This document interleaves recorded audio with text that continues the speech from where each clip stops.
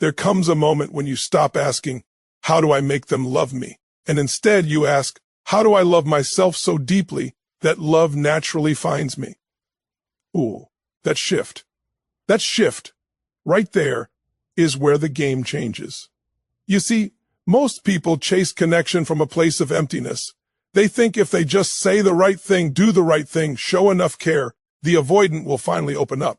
But that's not how the human heart works. You can't force an avoidant to love you by trying to heal their fear. You make them fall in love by standing in a boundary that whispers, I am whole, whether you choose me or not. This boundary isn't cold, isn't tooled, it's non-distant. It's not distant, it's divine. It says, I honor your space and I honor mine. I don't chase what runs, I magnetize what's ready. And in that energy, something sacred happens. The avoidant, who spent their whole life fearing engulfment, begins to feel something they've rarely felt before, safe, because love doesn't grow in pressure, it grows in peace. E. Brewer. It doesn't flourish in control, it flourishes in presence. The moment you stop reacting to their silence, their withdrawal, their uncertainty, and instead stay grounded in your own emotional center, you become magnetic, not because you're performing, but because you're embodied. You've stopped abandoning yourself just to be loved. And that boundary, that sacred I choose me boundary, becomes the most attractive energy in the universe. It's power without aggression. It's confidence without arrogance. It's love without condition. Here's the truth most people miss. The avoidant doesn't run from love. They run from the feeling of losing themselves in it. But when you model self-respect, when you show them that intimacy doesn't mean self-erasure, you awaken something deep inside them, the desire to return home. When you can hold space for someone's fear without collapsing into it, when you can say, I'm here, but I'm also here for me, you teach them that love can be safe. You teach them that boundaries aren't walls, they're invitations for respect. And that's when the avoidant begins to lean in.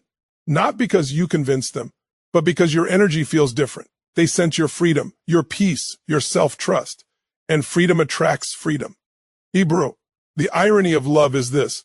The moment you stop clinging to it, it starts clinging to you. The moment you stop proving your worth shines so brightly it can't be ignored. The moment you stop making their fear your responsibility, you start becoming the kind of person no one wants to lose. That's the power of the one boundary that changes everything. The boundary of self-honor. It's not just a psychological shift. It's a spiritual one. It says, I am not here to be completed. I am here to expand. And when you stand in that vibration, life, love, and even the most avoidant hearts can't help but respond. Because real love doesn't want to possess you. It wants to meet you. And it only meets you when you finally meet yourself.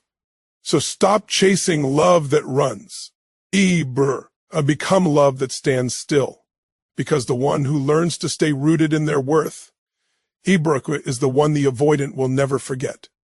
When you love someone who fears closeness, your first instinct is often to try harder, give more reassurance, prove your loyalty, or hold on tighter when they pull away. But what truly melts their walls isn't your effort, it's your energy. The energy of someone who is emotionally self-contained, someone who no longer needs another person to regulate their inner world. Because the truth is, neediness repels what peace attracts. When you stop chasing reassurance and start cultivating emotional wholeness within yourself, you stop being an emotional beggar and start becoming an emotional leader. Emotional self-containment means you've learned to hold your own emotions, to breathe through your fear of abandonment, to comfort your own anxiety, and to stand firm in the face of uncertainty. It's the mastery of staying centered in your truth, even when the person you care about withdraws. It's not indifference. It's inner mastery. You're not shutting down. You're tuning in to yourself. You've realized that your emotions are your responsibility, not theirs to fix or soothe. And that realization is what makes you magnetic to someone who spent their life fearing emotional intensity. An avoidant person isn't allergic to love. They're allergic to feeling overwhelmed by another's need.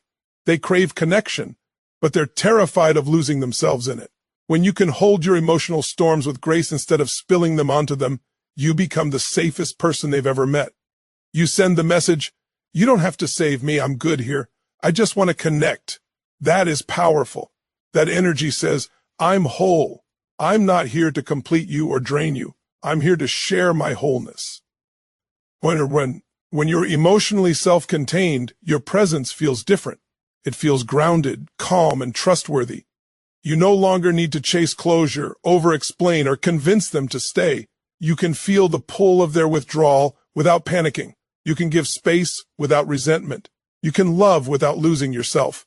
That's when you cross from codependency to sovereignty, from emotional chaos to emotional clarity. Every time you hold back from reacting out of fear and instead choose reflection, you're building emotional muscle. Every time you self-soothe instead of demanding reassurance, you're rewiring your nervous system to operate from strength instead of scarcity. You're saying to the universe, I can hold love and fear at the same time. That kind of person becomes irresistible, not because they play games, but because they radiate stability in a world full of emotional volatility. Avoidants are drawn to that energy like a flame, not because you're distant, but because you're peaceful. You're no longer controlled by the roller coaster of emotions. You've developed what I call emotional gravity, a calm force that pulls people towards you without a word. You've learned to be the ocean, not the wave. And when you live from that energy, love naturally gravitates towards you. In relationships, most people try to gain power through control or manipulation. But true power comes from self-regulation. When you can feel your fear, your sadness, your longing, and still choose love over panic, you demonstrate emotional leadership. You show that you can be trusted, not because you're perfect, but because you're present. That's the secret behind why emotionally grounded people are so attractive. They don't demand love, they inspire it. They don't react, they respond. They don't chase connection, they embody it. They are not addicted to the emotional high of being chosen. They are anchored in the quiet, knowing that they are already enough. And in that energy, everything changes. The avoidants stop seeing you as a threat to their freedom and start seeing you as an invitation to safety. Because love that doesn't cling is love that heals. Love that doesn't demand is love that lasts. And when you become the kind of person who can hold their emotions with strength and tenderness, you create a field of energy that no one can resist. That is the true power of emotional self-containment, the quiet confidence that turns fear into trust and distance into desire. Love can only breathe where there is space. When someone has an avoidant attachment style, their deepest fear is to be swallowed by another's emotional intensity. They long for closeness, yet the moment they sense pressure or expectation, they instinctively pull away to protect their autonomy. The paradox is that the more you chase them, the faster they run. The more you demand closeness, the more they seek distance. But when you learn to honor the law of respect and space, something profound shifts. You stop being the pursuer and start becoming the safe harbor they've always craved. Respecting space doesn't mean detaching from love or becoming cold. It means understanding that intimacy and individuality can coexist. It means you stop trying to pull someone into your emotional rhythm and start dancing with theirs. You realize that every soul has its own pace of opening, and if you try to rush that process, you destroy the very thing you want to experience. The avoidant needs to feel that they are free even in love. They need to feel that they can come and go without punishment, that their boundaries won't be invaded, and that you are strong enough to stand in your own center while they navigate their fears. When you respect space, you're sending a message that says, I don't need to control the connection to feel secure. That's a powerful statement. It means you're no longer living from scarcity, but from abundance. You understand that love doesn't disappear in silence, it deepens in trust. You start to see space not as rejection, but as an opportunity for both of you to breathe, reflect, and return with presence. This mindset transforms the dynamic from anxiety and control into freedom and attraction. Imagine a relationship like a garden. If you overwater it, the roots rot. If you neglect it, it withers. But when you give it the right balance of attention and space, it thrives. The same is true for love. Constant attention suffocates it. Healthy space nourishes it. The avoidance distance is often not a rejection, it's a regulation. They're trying to manage the intensity of their emotions. And when you don't take their need for space personally, you become different from everyone else they've known. You become the person who lets them exhale. Respecting space requires emotional maturity. It demands that you face your own discomfort with stillness, your own fear of losing connection. It means sitting with the unknown and choosing faith over panic. It's easy to say, I trust them when they're near. The real test is whether you can still trust when they pull away. When you can hold that space without trying to fill it, you show strength that commands admiration. You prove that your love is not dependent on constant contact. It's grounded in something deeper. Most people confuse connection with control. They think if they can just get constant reassurance, they'll feel secure. But real security comes from knowing that no matter what the other person does, you remain whole. You stop measuring love by the frequency of texts or calls and start feeling it through the quality of presence when it happens. That's when the avoidant begins to relax. Because for the first time, they're with someone who doesn't demand proof of love, who doesn't interpret distance as danger. The more you respect space, the more that space pulls them back toward you. It's the paradox of attraction. What you release returns stronger. When an avoidant feels their freedom is safe with you, they start to lower their guard. They begin to test what closeness feels like in an environment that doesn't suffocate them. They lean in, not because they have to, but because they want to. And that's when real love starts. Not forced, not manipulated, but chosen. Hebrew, respecting space is not a technique, it's a vibration. It says, I honor your individuality as much as I honor mine. It's the energy of a secure heart, one that doesn't chase, doesn't cling, and doesn't crumble in absence. That kind of energy is irresistible because it feels like peace. And peace is the one thing every avoidant secretly desires but rarely finds. When you can give that, not by strategy but by embodying it, you become unforgettable. Because love that gives freedom is love that inspires devotion. The most magnetic boundary you can ever set in love is the one that says, I choose me first. It's not selfishness, it's self-respect. It's the quiet decision to no longer abandon your needs, your peace, or your truth just to keep someone close. When you truly embody this boundary, you stop chasing people and start choosing yours. LF with unwavering certainty. That energy doesn't repel love, it attracts it. Because the person who honors their own value becomes a mirror for what real love is supposed to look like. Love that grows, not drains. Iberi. Choosing yourself first doesn't mean shutting others out. It means your foundation comes from within, not from whether someone else approves, stays, or reciprocates. It's understanding that your happiness, your emotional balance, and your sense of worth are not negotiable assets to be traded for scraps of attention. Most people lose themselves trying to earn love because they've been conditioned to believe that sacrifice equals devotion. But the truth is, when you lose yourself in pursuit of love, the love you attract is built on loss. When you stand in self-honor, the love you attract is built on truth. An avoidant, by nature, is drawn to people who appear emotionally steady, not those who seek to be rescued. They fear enmeshment, the blurring of identities that happens when one partner relies too heavily on the other for validation. But when you choose yourself first, you communicate safety. You radiate the message, I'm whole, I'm here by choice, not by need. That energy is magnetic because it gives the avoidant something rare, freedom and security in the same person.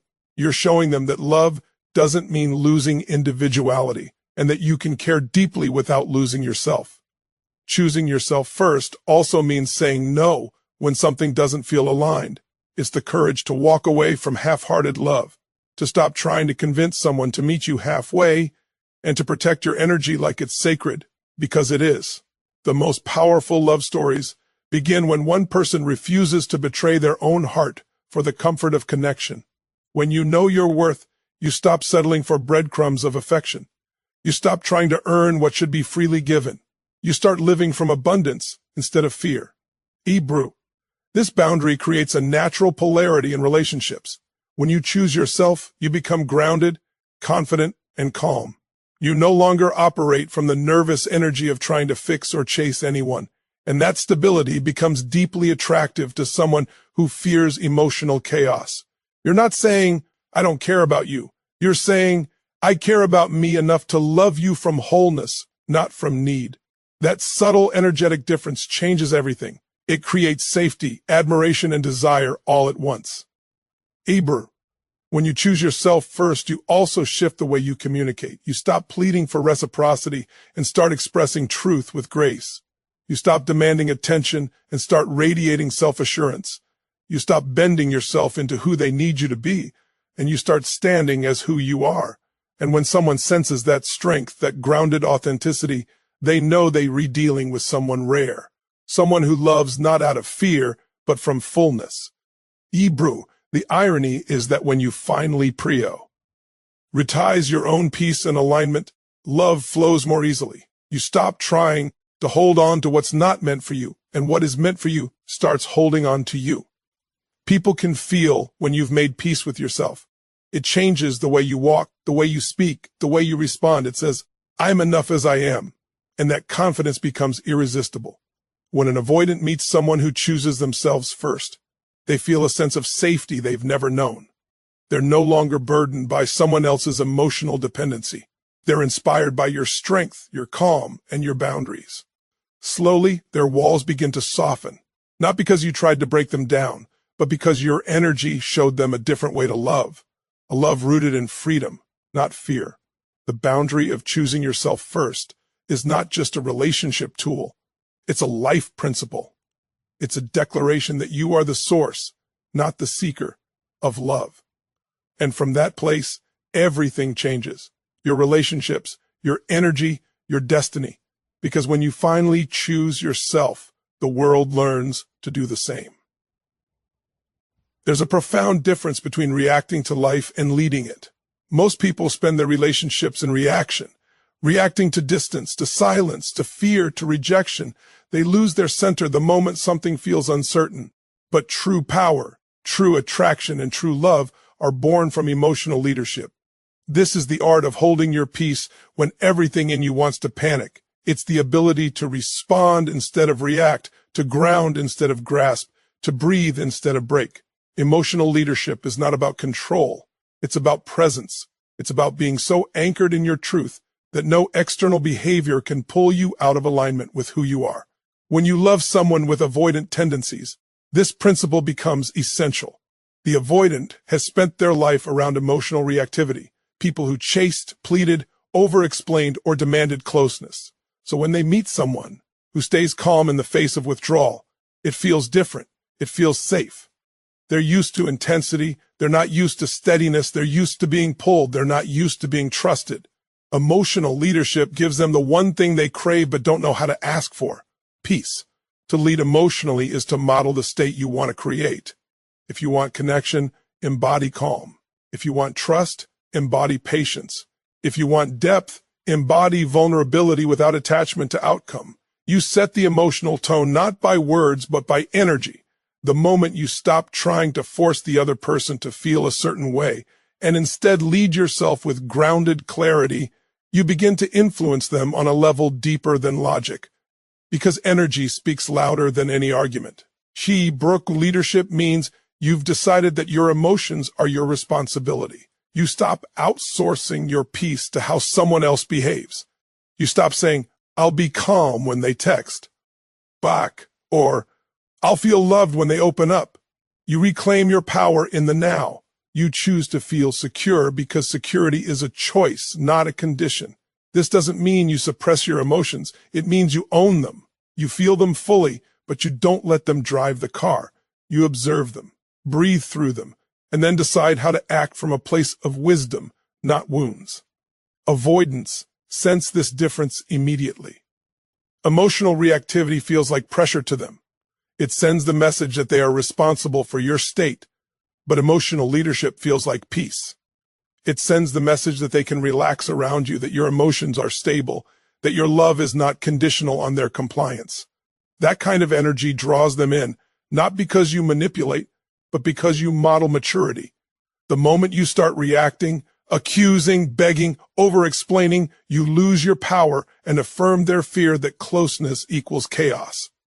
But when you lead with calm confidence, when you respond with clarity and compassion, you rewrite that fear. You teach them through your behavior that love can be steady, not suffocating. You show them that connection can exist without control. That's the paradox. The less you try to control them, the more influence you have. Emotional leadership also means you stop matching their avoidance with your own defenses. You don't mirror their withdrawal, you model stability. You don't fight to be seen, you hold your light steady. The strength of your energy becomes undeniable. It says, I'm not leaving my center no matter what you do. And when someone feels that kind of presence, it awakens respect. They begin to associate you with calm rather than conflict, peace rather than pressure. Leading emotionally is not about being perfect. It's about being conscious. It's about noticing when you're triggered, pausing, and choosing differently. It's realizing that every reaction is a choice between fear and love.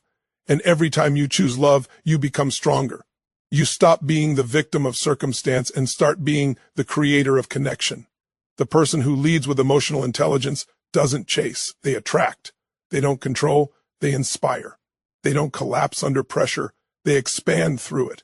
That is emotional mastery. It's not about pretending you're unaffected. It's about mastering the energy you bring into every moment. And when you embody that, the avoidant feels something they can't explain, a pull toward your peace, a desire to trust your steadiness. Because deep down, every human heart is searching for someone who can hold love with strength. Emotional leadership is that strength, the unshakable presence that makes love safe to return to. There's a paradox in love that most people never understand. The more you try to control it, the more it slips away. The moment you surrender to it, it starts to flow. The paradox of surrender is not about giving up. It's about giving in to truth. It's about easing the illusion that you can manage someone else's feelings, timing, or readiness, and instead trusting the intelligence of life itself. When you stop fighting reality and start allowing it, something beautiful happens. Peace replaces panic, clarity replaces confusion, and love begins to breathe again. In relationships with avoidant partners, this principle becomes everything. The avoidant often runs not because of your love, but because of the pressure that surrounds it, the emotional intensity, the unspoken expectations, the fear of being trapped. When you surrender, you remove that pressure. You stop trying to pull them closer, and instead you allow the connection to unfold at its own pace. You stop trying to prove your worth and start embodying it. You stop trying to fix the story and begin trusting the process. That energy, calm, open, and free, is what allows the avoidant to finally exhale. Surrender is not weakness, it's the highest form of strength. It takes immense courage to stop grasping and to trust that what's meant for you will never require you to betray yourself. It's easy to hold on. It's harder to let go. It's easy to demand certainty. It's harder to embrace faith. But the moment you stop forcing connection, you create the conditions for real intimacy to emerge. Love can't grow in control. It grows in freedom. It needs oxygen, and surrender gives it air. Brew. This doesn't mean you stop caring. It means you stop controlling. You no longer text to test. You no longer call to calm your anxiety. You no longer chase closure from someone who can't give it. You release your grip and focus your energy inward, into your growth, your peace, your evolution. You start realizing that your fulfillment was never meant to be outsourced. When you surrender, you shift from chasing love to becoming love. That's when everything changes. Avoidants sense energy before words. When they feel your surrender, your calm, your detachment from outcome, they feel safe. Because now the connection is no longer a battlefield, it's a sanctuary.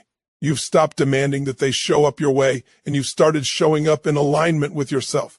This creates a deep emotional magnetism, because surrender doesn't mean absence, it means presence without pressure. It's a love that says, I'm here, but I trust your timing. That kind of love doesn't push, it invites. An invitation always feels safer than insistence. When you surrender, you also open the door to divine timing. You begin to see that relationships are not accidents, they are mirrors and lessons. The avoidant in your life may not be there to complete you. They may be there to teach you how to release control, how to stay centered, and how to love without fear. Every time you let go of the need to know, you deepen your faith in what is unseen. Every time you release the need to be chosen, you become the chooser of your own peace. Surrender isn't passive, it's powerful. It's a declaration that I know low. Inger chase what's uncertain. I stand open to what's aligned. That's how you step into co-creation with life instead of resistance to it. The more you fight reality, the more pain you create. The more you trust it, the more miracles you allow. And that's the paradox. When you finally stop forcing love, love starts chasing you. The avoidant doesn't fall in love with people who try to fix them. They fall in love with people who accept them. Acceptance is the highest form of surrender. It says, I see your fear, and I don't need to change it to feel at peace. When someone feels accepted at that level, their defenses begin to crumble. They lean in, not because you asked, but because your energy became safe. So surrender is not the end of effort. It's the end of struggle. It's the release of fear-based love and the beginning of faith-based connection. When you master the art of surrender, you master the art of letting love come to you in its purest form. Unforced, unchased, and undeniable. It's in that space of trust where true intimacy is born. Because when you no longer grip love, you give it permission to stay. There is a sacred power that comes from knowing what you stand for and refusing to compromise it for love. The boundary of sacred standards is not about arrogance or perfection. It's about self-honor. It's about understanding that the way you allow yourself to be treated is a reflection of how deeply you value yourself. When you live by sacred standards, you stop confusing tolerance with love. You stop mistaking endurance for devotion.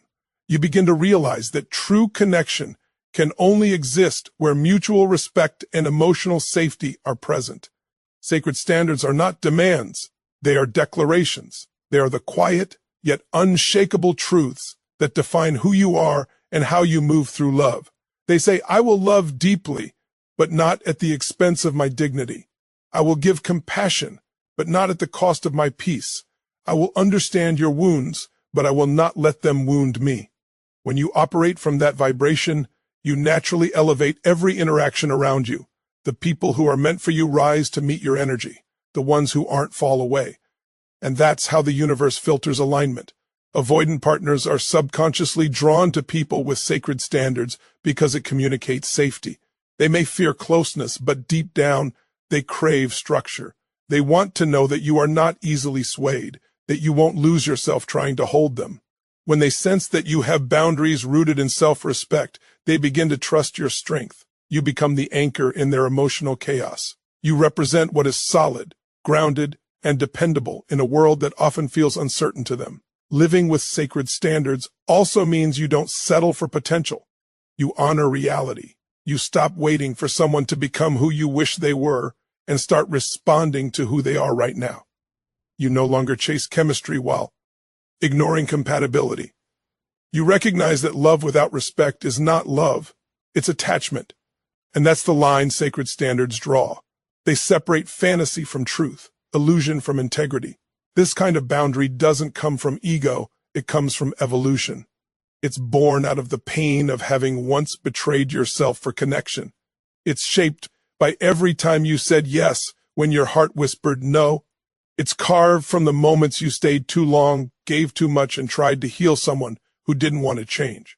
Eventually, you realize that protecting your peace is the most loving thing you can do, not just for yourself, but for the relationship.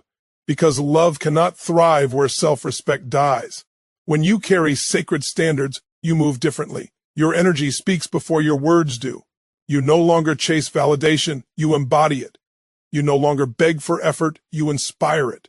You become a mirror for accountability, showing others how to treat you by how you treat yourself. That quiet, unwavering confidence becomes magnetic. The avoidant feels your energy and recognizes, often unconsciously, that this is different. This is someone who won't be consumed by their avoidance or fear. This is someone who can love without losing themselves. And here's the beautiful irony. When you stop lowering your standards to keep someone, they often rise to meet them because your strength challenges their comfort zone in the best way possible. Your consistency calls out their avoidance. Your clarity calls out their confusion. Your self-respect awakens theirs. You're not forcing change, you're inspiring it. And that's how real transformation happens in love. Sacred standards also keep your heart open without making it vulnerable to misuse. You can empathize with someone's pain without absorbing it. You can love them where they are without betraying where you stand. You can hold space for their healing without making yourself their sacrifice. That balance, love with boundaries, compassion with discernment, is what makes you unforgettable. The truth is, love is not meant to cost your worth. It's meant to expand it. Sacred standards ensure that every relationship you enter becomes an extension of your self-respect, not an erosion of it. They remind you that you are not here to be chosen. You are here to be met. And when you hold to that truth, when you love from strength instead of scarcity, even the most avoidant hearts can feel the difference. Because deep down, everyone is looking for someone who stands for something real. And when you become that person, you don't just attract love, you elevate it. In the end, love isn't about strategy, control, or chasing anyone into seeing your worth. It's about becoming the kind of person whose presence speaks louder than words, whose energy radiates peace, strength, and self-respect. The truth is, you don't make an avoidant fall in love by convincing them, fixing them, or proving yourself. You make them fall in love. By showing them something they've never felt before. Safety and freedom, warmth without pressure, depth without demand. The one boundary that changes everything is the decision to choose yourself, to honor your emotions without handing them away, to respect their space without losing your power, to love them deeply, but never more than you love your own peace. Because when you stand in that kind of strength, when your energy says, I am whole, I am calm, I am enough, love starts to chase you. You stop begging for connection and start embodying it. You stop searching for the one and you become the one. The avoidant begins to sense something different in you, an energy they can trust. They realize love doesn't have to mean losing themselves. It can mean finding safety in someone who knows who they are. That's when their walls begin to fall. Not because you tore them down, but because your presence made it safe for them to do so. So if you take one thing from this message, let it be this. Never shrink yourself to be loved. Never abandon your truth to be chosen. Love is not about chasing. It's about aligning. When you honor your boundaries, your worth, your peace, you don't repel love, you refine it. You attract what mirrors your strength, not your fear. Bro, every time you choose yourself, you teach the world how to love you. Every time you stay grounded in your values, you create space for real love to find you. And when it does, it won't feel like struggle or confusion. It will feel like home. Because real love isn't something you force. It's something you allow. Thank you for listening. Thank you for showing up for your growth, your heart, and your healing. Remember, your boundaries aren't walls. They are gates through which only love that honors you can enter. Keep your heart open, but keep your standards sacred. Love yourself enough to let life meet you where you stand, not where you beg. You are enough. You've always been enough. And the moment you believe that, the world will believe it too. Thank you for your time, your trust, and your courage to do this work. Keep walking in truth. Keep leading with love, and never forget, the love you give to yourself is the love that transforms every relationship around you.